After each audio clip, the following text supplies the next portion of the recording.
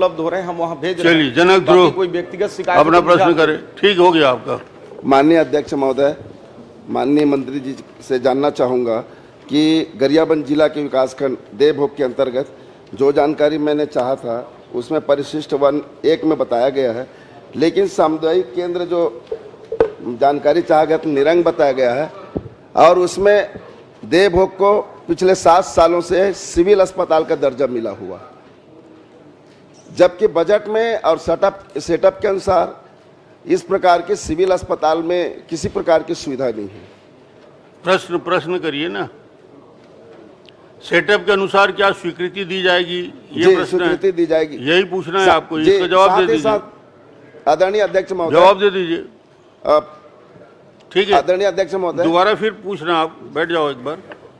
निश्चित रूप से 100 बिस्तर का सेटअप है तो उसमें स्वीकृति देंगे। और मैं बताना चाहूँगा माननीय अध्यक्ष महोदय, कल ही देवभोग में 5 जो मेडिकल ऑफिसर है उसकी नियुक्ति हमने किया है।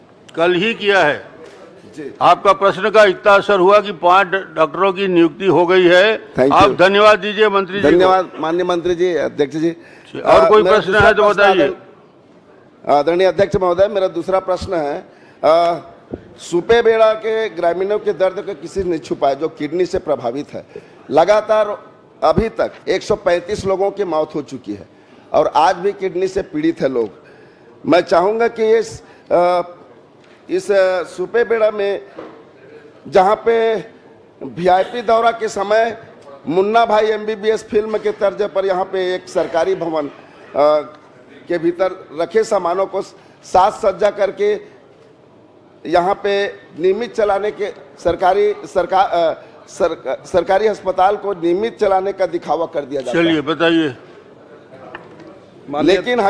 लेकिन हकीकत तो यह है कि वहाँ ना तो डॉक्टर की पोस्टिंग है और बता रहे हैं। आप बैठ जाओ। माननीय अध्यक्ष महोदय, इसमें भी सदस्य की चिंता बहुत जायज है। सुपेबेड़ा में उसको संज्ञान लेते हुए कल ही हमने 3 डॉक्टरों की दल बना दिया है, वहां जाकर देखेंगे। और आपको एक खुशखबरी है कि कल ही, चलिए, आपका पूरा काम कर दिया मंत्री जी को, आप धन्यवाद तो दो। वहां भी एक MBBS डॉक्टर श्रीमती शकुंतला सिंह पोर्ते। धन्यवाद माननीय मंत्री जी।